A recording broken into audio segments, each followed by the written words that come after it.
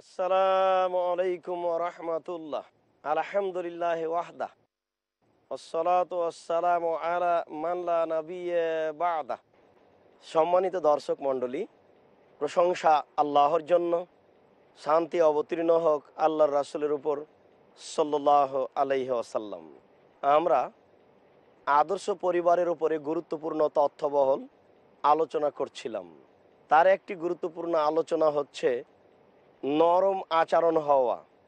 নরম আচরণ একটি গুরুত্বপূর্ণ বিষয়, যার বিনিময় জান্নাত, যার বিনিময় ইহকালের সফলতা। সুন্দর আচরণ, নম্রতা এমন একটা জিনিস যা দ্বারা সমাজে মান অর্জন করা যায়। আবু হুরায়রা রাদিয়াল্লাহু তাআলা আনহু বলেন, রাসূল সাল্লাল্লাহু আলাইহি ওয়াসাল্লাম বলেছেন, হিনামা ইয়াকুনু ফি শাইইন আর রিফক, যখনই কোনো মানুষের মধ্যে নরমতা আসে, নম্রতা আসে, তখনই সে মানুষের কাছে সুন্দর হয়ে যায়, ভালো হয়ে যায়, উত্তম হয়ে যায়, গ্রহণীয়তা লাভ করে, গ্রহণযোগ্যতা প্রকাশ পেয়ে যায়। যখনই কোনো মানুষের মধ্যে থেকে নম্রতাকে বের করে নেওয়া হয়, সুন্দর আচরণকে বের করে নেওয়া হয়, তখন সে সমাজের কাছে দোষী হয়ে যায়। সমাজ তাকে নিন্দা করে, জনগণ তাকে ঘৃণা করে, জনগণ তাকে অপছন্দ করে। এ কারণেই আবু হুরায়রা রাদিয়াল্লাহু তাআলা আনহু বলেন, রাসূল সাল্লাল্লাহু আলাইহি সাল্লাম বলেছেন, যার মধ্যে চারটি জিনিস রয়েছে, তার পৃথিবীর সবকিছু হারিয়ে গেল, তার কোনো আসে যায় না, সারা দুনিয়া তার, ইহকালও তার, পরকালও তার। আল্লাহর নবী বলছেন, যার মধ্যে চারটে জিনিস আছে, তার টাকা পয়সা, অর্থ সম্পদ, জমি জায়গা, বাড়িঘর কিছুই লাগবে না। চারটে জিনিস থাকলেই সে বড় সফলতা অর্জন করলো। এক নম্বর হচ্ছে হিফজ আমানাতিন, আমানতের রক্ষা। আমরা তো আমানত বুঝি নে, তা আমানতের রক্ষা এটা কি দিয়ে বুঝবো? যারা প্রিন্সিপাল, যারা গ্রাম্য সর্দার, যারা মেম্বার, যারা চেয়ারম্যান, এদের কাছে থাকে জনগণের পয়সা। হিফজ আমানাতিন, আমানতের রক্ষার মানে হলো এই যে এই সব লোক সাধারণত জনগণের পয়সাটা যেভাবে রাখা হয়েছে, কালো টাকা তো কালো, নতুন টাকা তো নতুন, ওইভাবে রেখে দিয়ে সময় সাপেক্ষে সমাজের কাছে ওই টাকা হস্তান্তর করার নাম হচ্ছে আমানত রক্ষা করা। আমানত সহজ জিনিস নয়। এ কারণেই আল্লাহর নবী এ ব্যাপারে খুব বলেছেন। তিনি বলেছেন, অচিরেই তোমাদের উপরে এমন একটা যুগ জামানা চলে আসছে, ইসাদ্দাকুল কাযিবু ওয়া ইউকাযযাবু সাদিকু, সত্যবাদীকে বলা হবে মিথ্যাবাদী, আর মিথ্যাবাদীকে বলা হবে সত্যবাদী। ইউতামানুল খায়নু ওয়া ইউখায়্যানুল আমিনু, ওই সময়তে আত্মসাৎকারীকে বলা হবে আমানতদার, আর আমানতদার ব্যক্তিকে বলা হবে আত্মসাৎকারী। এ তো আজীব কথা। আমরা তো এটা দেখতে পাই। যেমন অনেক সময় ভোটের সময় এইসব দেশের গ্রামের সব যুবকেরা ছুটে বেড়ায় আর বলে, উমুকের চরিত্র ফুলের মতো পবিত্র, জেনে শুনে যদি একটা গম আত্মসাৎ করে থাকে জান্নাত লাভ করতে পারবে না, তাহাজ্জুদ পড়ে। সম্মানিত দর্শক মণ্ডলী, আপনি বিশ্বাস করুন, একাধিক সহিহ হাদিস, জেনে শুনে যদি কেউ 1 টাকা আত্মসাৎ করে থাকে, তাহাজ্জুদ পড়ে জান্নাত লাভ করতে পারবে না, এরই নাম দায়িত্ব। সম্মানিত দর্শক মণ্ডলী, আজ থেকে নিয়ে বাকি জীবন যদি কাবা ঘরে হজ করে, কাবা ঘরের গিলাপ ধরে যদি কান্নাকাটি করে, 10 পয়সার যদি 1 টাকা আত্মসাৎ করে থাকে, তাহলে জান্নাত লাভ করতে পারবে না, অসম্ভব, এটা হতে পারে না। 10 টাকা জনগণের কাছে ফেরত দেওয়ার পরে জান্নাত হতে পারে। আল্লাহর নবী বলেন, চারটি জিনিস যার মধ্যে আছে তার সবকিছু আছে। তার একটা হলো আমানতের রক্ষা, 2 সিদক হাদিসিন, সত্য কথা। সত্য কথা দিয়ে সবকিছু লাভ করা যায়। এ কারণেই তো আল্লাহর নবী বলছেন যে আনা জাইমুন বে বাইতিন ইয়াত্রুকাল কিসবা ওয়াইন কানা মাজেহ, কেউ যদি মিথ্যাকে ত্যাগ করে, এমনকি মজাক করে হলেও, তাহলে আমি মোহাম্মদ সাল্লাল্লাহু আলাইহি সাল্লাম তার জন্য জান্নাতের মাঝামাঝিতে একটা ঘরের ব্যাপারে জিম্মেদার। আমি তাকে জান্নাতের মাঝামাঝিতে একটা ঘর নিয়ে দিব, যদিও মিথ্যাকে ত্যাগ করে, মজাক করে হলেও। আল্লাহুস সামাদ। আল্লাহর নবী বলছেন যে যার ভিতরে সত্যতা রয়েছে তার সবকিছু রয়েছে, সে সবকিছু পেয়ে গেল। আল্লাহর নবী বলছেন, ইন্নাল কিযবা ইনকিসু রিজকা, নিশ্চয় মিথ্যে মানুষের সম্পদকে কমিয়ে দেয়। মিথ্যে খুব দোষণীয় জিনিস। নিশ্চয় মিথ্যে মানুষের সম্পদকে কমিয়ে দেয়। এ কারণে আল্লাহর নবী বলছেন, যার ভিতরে সত্যতা রয়েছে তার সবকিছু রয়েছে, সর্ব ধরনের কল্যাণ রয়েছে। বুখারীর এক বিশাল হাদিসের একটা কথা আছে যে আল্লাহর নবী বলছেন, জিবরাইল আর মেকাইল আমার দুই হাত ধরে বাইতুল মুকাদ্দাসের দিকে নিয়ে যাচ্ছেন। তো দেখলাম একটা লোক বসে আছে, আর একটা লোকের হাতে একটা বাঁকা লোহার লাঠি রয়েছে। এই লোহার লাঠি তার মুখের ডান দিকে ঢুকিয়ে দিয়ে ফেড়ে পিছন দিকে নিয়ে যাচ্ছে, আবার লাঠিটা বের করে মুখের বাম দিকে লাগাচ্ছে, আবার এই ফেড়ে পিছন দিকে নিয়ে যাচ্ছে। এই বাম দিক ফেড়ে ফেলতে না ফেলতেই ডান দিক ঠিক হয়ে গেছে, আবার লাঠি নিয়ে এসে আবার এরূপ করছে। আল্লাহ রাসূল বললেন, একই দৃশ্য। তো জিবরাইল আলাইহিস সালাম পরে বললেন, ওই যে যাকে আপনি দেখেছিলেন, যার মুখ বাঁকা লোহার লাঠি দিয়ে ফেড়ে ফেলা হচ্ছে, ও হচ্ছে মিথ্যুক। আল্লাহুস সামাদ। মিথ্যার পরিণতি খুবই কঠিন। এ কারণে আল্লাহ রাসূল বলছেন, যার ভিতরে সত্যতা রয়েছে তার সবকিছু রয়েছে। রাসূল সাল্লাল্লাহু আলাইহি ওয়াসাল্লাম বলেন, তিন হুসনু খালিকাতিন, সুন্দর চরিত্র। সুন্দর চরিত্র দিয়ে দুনিয়ার সফলতা অর্জন করা যায়, সুন্দর চরিত্র দিয়ে পরকালের সফলতা অর্জন করা যায়। সুন্দর চরিত্রই মানুষের জীবনে সবকিছু। সম্মানিত দর্শক মণ্ডলী, আমরা আপনাদের কাছে আন্তরিকভাবে অনুরোধ রাখবো যে এই সুন্দর চরিত্র যে কোনো মূল্যে অর্জন করতে হবে। রাসূল সাল্লাল্লাহু আলাইহি ওয়াসাল্লাম বলেন যে মানুষের উপার্জন করা খুব কঠিন হয়ে যাবে। তিনি বলছেন, ইয়াতি আলা নাসে জামানুন লা ইউবালিন নাস মা খাজা মিনহু আমিনাল হালাল আমিনাল হারাম। মানুষের উপার্জন এমন হয়ে যাবে যে মানুষ ভাবতে পারবে না কোনটা বৈধ আর কোনটা অবৈধ। এ কারণেই তো আল্লাহর নবী বলছেন, তামাতুন ওয়াইফাতুন ফি তামাতিন, বৈধ রুজি। যার চারটে জিনিস আছে তার সবকিছু আছে। সম্মানিত দর্শক মণ্ডলী, কত যে উপার্জনের প্রযুক্তি বের হয়েছে, কত ডেস্টিনি, কত জিজিয়ান, আর কত লাইফ ইন্স্যুরেন্স, আর কত শেয়ার ব্যবসা, অসংখ্য প্রযুক্তি। এ কারণে আল্লাহ রাসূল বলছেন যে তোমরা দরিদ্র হয়ে যাবে, গরিব হয়ে যাবে, এই ভয় আমি করি না। তোমরা ফকির হয়ে যাবে, এই ভয় আমি করি না। আমি যেটা ভয় করছি সেটা হচ্ছে পৃথিবীকে তোমাদের সামনে তুলে ধরা হবে, তোমরা পৃথিবী উপার্জনের পিছনে লেগে যাবে, দেখতে পাবে অসংখ্য প্রযুক্তি পয়সা উপার্জনের। তোমরা বৈধ অবৈধ হিসাব ছাড়াই লেগে যাবে, তখন পৃথিবী তোমাদেরকে ধ্বংস করে দিবে, যেমন ভাবে পূর্বের মানুষকে ধ্বংস করেছে। এটাই আমার ভয়, এটাই আমি সব সময় ভয় করি।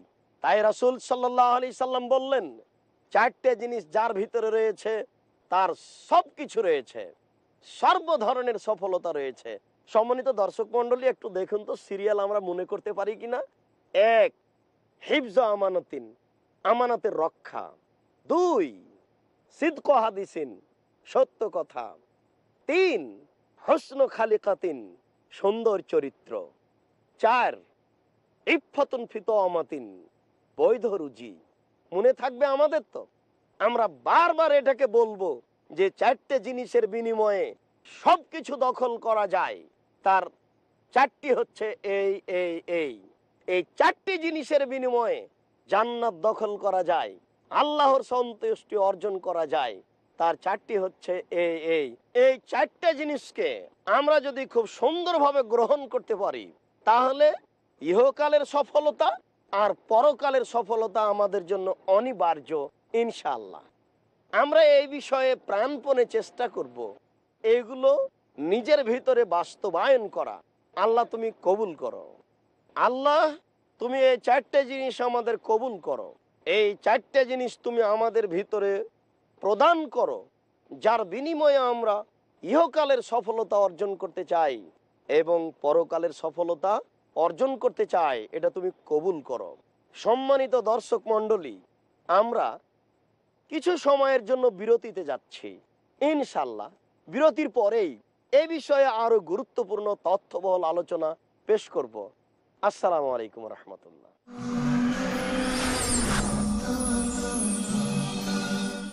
আসসালামু আলাইকুম রহমতুল্লাহ। সম্মানিত দর্শক মণ্ডলী, আপনারা অপেক্ষায় বসে আছেন এই গুরুত্বপূর্ণ আলোচনা শোনার জন্য। এই জন্য আমরা আপনাদের শুকরিয়া আদায় করি। আল্লাহ তাআলা আপনাদের যাজায়ে খায়ের দান করুক, আল্লাহুম্মা আমিন। আমরা বলছিলাম যে নম্রতার বিনিময়ে, সুন্দর আচরণের বিনিময়ে ইহকালের সফলতা এবং পরকালের সফলতা অর্জন করা যায়। উবাদা ইবনে সামিত রাদিয়াল্লাহু তাআলা আনহু বলেন, রাসূল সাল্লাল্লাহু আলাইহি সাল্লাম বলেছেন যে ৬টি জিনিস অবলম্বন করতে পারলে আমি তাকে জান্নাতে নিয়ে যাব। তার একটি হচ্ছে অসদকে হাদ্দাসতুম, যখন তোমরা কথা বলবে তখন সত্য কথা বলো। ২, ওয়াফুয়ে ওয়াদতুম, মানুষের সাথে ওয়াদা করলে পূরণ করো। ওয়াদা বড় জিনিস। ওয়াদা খেলাফির পরিণতি জাহান্নাম। ওয়াদা খেলাফির পরিণতি জাহান্নাম। বাঁচার ৬টি পথ, তার একটি পথ হচ্ছে ওয়াদা রক্ষা করা। মানুষের সাথে ওয়াদা অঙ্গীকার করলে তা যথাসময়ে পূরণ করতে হবে। ৩, ওয়াতুয়ে যাও উতুমেন্তুম, যদি তোমার কাছে আমানত রাখা হয় তাহলে তুমি তা যথাসময়ে প্রদান করো। প্রত্যেক যারা দায়িত্বশীল তাদের হাতে থাকে আমানত, যথাসময়ে আমানত প্রদান করতে হবে।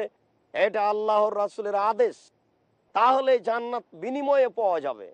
তিনি বলেন, ওয়াহফাজু ফরুজাকুম, তোমরা তোমাদের লজ্জা স্থানকে কন্ট্রোলে রাখো, হেফাজতে রাখো। সম্মানিত দর্শক মণ্ডলী, মানুষ যদি অশ্লীল কাজে লিপ্ত থাকে তাহলে আল্লাহ তাআলা তার ইবাদত কবুল করেন না। ইন্নাল্লাহা ইয়াদনু বিখালকিল্লাহ, নিশ্চয় আল্লাহ তাআলা মানুষের নিকটে হন। ওয়া ইয়াগফিরু মান ইস্তাগফিরু, আর আল্লাহ ক্ষমা করেন যে তার কাছে ক্ষমা চায়। তবে যে ব্যক্তি অশ্লীল কাজে লিপ্ত থাকে আল্লাহ তাআলা তার তওবা কবুল করেন না। এ কারণে রাসূল সাল্লাল্লাহু আলাইহি সাল্লাম বলছেন, ওয়াহফাজু ফুরুজাকুম, তোমরা তোমাদের লজ্জা স্থানকে কন্ট্রোলে রাখো, বিনিময় জান্নাত। ৪, গুজ্জু আবসারাকুম, চক্ষু নিচু করো, বিনিময় জান্নাত। চক্ষু নিচু করলেই জান্নাত পাওয়া যাবে। আল্লাহর নবী বলেন, ৩টি চক্ষু জাহান্নামে যাবে না। ৩ শ্রেণীর মানুষ জাহান্নামে যাবে না। তার এক শ্রেণীর মানুষ হচ্ছে যে আল্লাহর ভয়ে কাঁদে, যার চোখের পানি আল্লাহর ভয়ে ঝরে, এমন চোখ জাহান্নামে যাবে না। ২, তাহরুসু ফি সাবিলিল্লাহ, যেই চক্ষু আল্লাহর রাস্তায় পাহারা দেয়। ৩, যেই চক্ষু হারাম নারীকে দেখে নিচু হয়ে যায়, বেগানা নারীকে দেখে নিচু হয়ে যায়। যেই চক্ষু বেগানা নারীকে দেখে নিচু হয়ে যায়, এই চক্ষু জাহান্নামে যাবে না, এই ব্যক্তি জাহান্নামে যাবে না। এ কারণে রাসূল সাল্লাল্লাহু আলাইহি ওয়াসাল্লাম বললেন, ৬টি জিনিস যার ভিতরে রয়েছে তার জন্য আমি জিম্মেদার জান্নাতে নিয়ে যাব। তার একটি হচ্ছে চক্ষু নিচু করা। বেগানা নারীকে দেখে চক্ষু নিচু করতে পারলেই বিনিময় জান্নাত হবে। পরিস্থিতি খুবই জটিল, সমাজের অবস্থা খুবই কঠিন, নারীদের নগ্নতা খুবই বেশি। নারীরা এখন নগ্ন হয়ে মাঠে নেমে গেছে, যে ব্যাপারে রাসূল বলেছেন, নেসাউন কাসিয়াতুন, নারী নগ্ন হয়ে থাকবে, কাপড় পরে থাকবে আরিয়াতুন, নগ্ন কাপড়। মুমিলাতুন মাইলাতুন, তারা নিজেরা পুরুষের দিকে আকৃষ্ট হবে, পুরুষকে নিজের দিকে আকৃষ্ট করবে। রৌসহুন্না কাসনিমাতিল বুখতিল মাইলা, তাদের মাথা হবে বক্র বদ উটের মতো। এরা জাহান্নামে যাবে, এরা জান্নাতের সুগন্ধি পাবে না, যে সুগন্ধি ১০০ বছরের পথ থেকে পাওয়া যায়। সম্মানিত দর্শক মণ্ডলী, আল্লাহর নবী বলছেন যে চক্ষু নিচু করার বিনিময়ে হলো জান্নাত। তারপরে তিনি বললেন যে কুফফু আইদিয়াকুম, তোমাদের হাতকে সংবরণশীল করো, সুযোগ পেলে হাত ব্যবহার করো না। রিক্সাওয়ালা না হয় ভাড়া বেশি চেয়েছে, অল্প রাস্তায় ভাড়া ছিল 10 টাকা, চেয়েছে 50 টাকা, অন্যায় করেছে চাওয়াটা, আপনি কি তাকে একটা থাপ্পড় লাগাবেন? জি না। হাত সংবরণশীল করুন। এই 6টা কাজের বিনিময়ে জান্নাত, এই 6টা কাজ দিয়ে জান্নাত লাভ করা যায়। সম্মানিত দর্শক মণ্ডলী, আমরা বলছিলাম সুন্দর আদর্শ গ্রহণ করি, নম্রতা অবলম্বন করি, বিনিময়ে জান্নাত পাবো। নম্রতা অবলম্বন করার একটা বড় অংশ হচ্ছে লজ্জাবোধ করা, লজ্জাশীল হওয়া। রাসূল সাল্লাল্লাহু আলাইহি ওয়াসাল্লাম বলেন, লা ইয়াতিল হায়া ইল্লা বিখাইর, লজ্জা শুধু কল্যাণকেই ডেকে আনে। যার ভিতরে লজ্জা রয়েছে তার ভিতরে সবকিছুই রয়েছে। বুখারী মুসলিমের একটা হাদিস আমরা এখানে পেশ করতে পারি। আল্লাহর নবী বলছেন যে ঈমানের 70টি অংশ রয়েছে, তার সবচেয়ে বড় অংশ হচ্ছে লা ইলাহা ইল্লাল্লাহ ওয়া আদনাহা ইমাতাতুল আযা আনিত তারিক, আর সবচেয়ে ছোট অংশ হচ্ছে রাস্তা থেকে কষ্টদায়ক জিনিস সরিয়ে দেওয়া। ঈমানের 70টি শাখা উল্লেখ করে সবচেয়ে বড় শাখা বললেন লা ইলাহা ইল্লাল্লাহ, আর সবচেয়ে ছোট শাখা বললেন রাস্তা থেকে কষ্টদায়ক জিনিস সরিয়ে দেওয়া। এরপরে তিনি বলছেন ওয়াল হায়াউ মিনাল ঈমান, লজ্জা হচ্ছে ঈমানের একটি অংশ। কেন তিনি এ কথা বললেন? 70টি না বলে উপরের বললেন আর নিচে বললেন, তারপরে মধ্যখানে এই হায়ার কথা বলে দিলেন। সম্মানিত দর্শক মণ্ডলী, লজ্জা এমন একটা জিনিস, এই লজ্জাই সর্ব ধরনের কল্যাণ ডেকে আনতে পারে। লজ্জার কারণেই তো অশ্লীল কাজ করলেন না, লজ্জার কারণেই তো মোটা কথা বললেন না, লজ্জার কারণেই তো কাউকে উপেক্ষা করলেন না, লজ্জার কারণেই তো আপনি খোলা মাঠে পাপ করেন না। লজ্জা আপনার সর্ব ধরনের কল্যাণকে ডেকে আনে। এই জন্য আল্লাহর নবী বলছেন যে ওয়ালা হায়াউ মিনাল ঈমান, লজ্জা হচ্ছে ঈমান। আবু হুরায়রা রাদিয়াল্লাহু তাআলা আনহু বলছেন, মাররা রাসূলুল্লাহ সাল্লাল্লাহু আলাইহি সাল্লাম বিরাজুলিন ওয়া হুয়া ইয়াজু আখাহু ফিল হায়া, একটা লোকের পাশ দিয়ে আল্লাহর নবী পার হচ্ছিলেন, এমত অবস্থায় লোকটা তার ভাইকে লজ্জা সম্পর্কে বলছিল যে এত লজ্জা করো কেন, এত লজ্জা করা ভালো নয়, তুমি এত লজ্জা করো। তাহলে রাসূল বললেন যে দাও, এই তুমি একে ছাড়ো, ওকে লজ্জা করতে দাও, লজ্জা ভালো জিনিস। আল্লাহর নবী বললেন শোনো, লজ্জা এমন একটি জিনিস, লা ইয়াতিল হায়া ইল্লা বিল খায়র, লজ্জা মানুষের কল্যাণকে ডেকে আনে। আবু হুরায়রা রাদিয়াল্লাহু তাআলা আনহু বলেন, রাসূল সাল্লাল্লাহু আলাইহি ওয়াসাল্লাম বলেছেন, আল হায়াউ মিনাল ঈমান ওয়াল ঈমান ফিল জান্নাহ, লজ্জাই হচ্ছে ঈমান আর ঈমানই হচ্ছে জান্নাত। যার লজ্জাবোধ নেই তার ঈমান নেই, আর যার ঈমান নেই তার জান্নাত নেই। লজ্জাই হচ্ছে ঈমান আর ঈমানই হচ্ছে জান্নাত। রাসূল সাল্লাল্লাহু আলাইহি সাল্লাম বলেন, ওয়াল বাজিউ মিনাল জাফায়ে ওয়াল জাফাউ ফিন্নারে, কর্কশতা, কঠোরতা হচ্ছে এটা একটা কপটতা, আর কপটতার পরিণতি হচ্ছে জাহান্নাম। কর্কশতা, কঠোরতা এটা একটা কপটতা, আর কপটতার পরিণাম হচ্ছে জাহান্নাম। যেমন লজ্জার পরিণতি জান্নাত, তেমনি ভাবে কঠোরতার পরিণতি জাহান্নাম। সম্মানিত দর্শক মণ্ডলী, এই যে আমরা রাস্তাঘাটে নারীদেরকে দেখছি নগ্ন হয়ে চলতে, এটা কেন বলতে পারেন? এটা লজ্জা না থাকার কারণে। একজন নারী ছোটবেলা পরে পেট দেখে রাস্তায় চলে কেন? লজ্জা না থাকার কারণে। একজন নারী গেঞ্জি গায়ে দিয়ে প্যান্ট পরে রাস্তায় চলে কি করে? লজ্জা না থাকার কারণে। একজন নারী মাথার চুলকে ছোট করে জনসমাজে চলে কি করে? লজ্জা না থাকার কারণে। একজন নারী এইভাবে নগ্ন পোশাক পরে সেজে কুজে রাস্তায় চলে কি করে? লজ্জা না থাকার কারণে। লজ্জা এমন একটা জিনিস যে সর্ব ধরনের কল্যাণকে ডেকে আনে। রাসূল সাল্লাল্লাহু আলাইহি ওয়াসাল্লাম বলেছেন, যার ভিতরে আল্লাহ তাআলা লজ্জা দিয়েছেন তার ভিতরে আল্লাহ সর্ব ধরনের কল্যাণকে ঢুকিয়ে দিয়েছেন। সর্ব ধরনের কল্যাণ দিয়ে আল্লাহ তাআলা তার ভিতরে পরিপূর্ণ করেছে। আবু হুরায়রা রাদিয়াল্লাহু তাআলা আনহু বলেন, রাসূল সাল্লাল্লাহু আলাইহি ওয়াসাল্লাম বলেছেন, ইন্না মিম্মা আদরাকান নাস মিন কালামিন নবুওয়াতিল উলা, দুনিয়ার মানুষ নবীগণের কথা থেকে যে একটি কথা পেয়েছে, পৃথিবীর মানুষ নবীগণের কথার মধ্য থেকে যে একটি কথা পেয়েছে, সেই কথাটি হচ্ছে এদা লাম তাস্তাহি ফাসনা মা শিতা। যখন তুমি লজ্জা করবে না, তখন তুমি সবকিছুই করতে পারো। সম্মানিত দর্শক মণ্ডলী, বুখারী মুসলিমের হাদিসের এই বাক্য কি আমরা জাতিকে বুঝাতে সক্ষম? যদি আমরা বুঝাতে না পারি, তাহলে এটা আমাদের ব্যর্থতা। এ কারণে আমরা আল্লাহ তাআলাকে বলি, আল্লাহ, আমাদের তো ভুল ত্রুটি থাকতেই পারে, তুমি ভুল ত্রুটি সংশোধন করে যেটাতে কল্যাণ রয়েছে সেটা আমাদের দাও।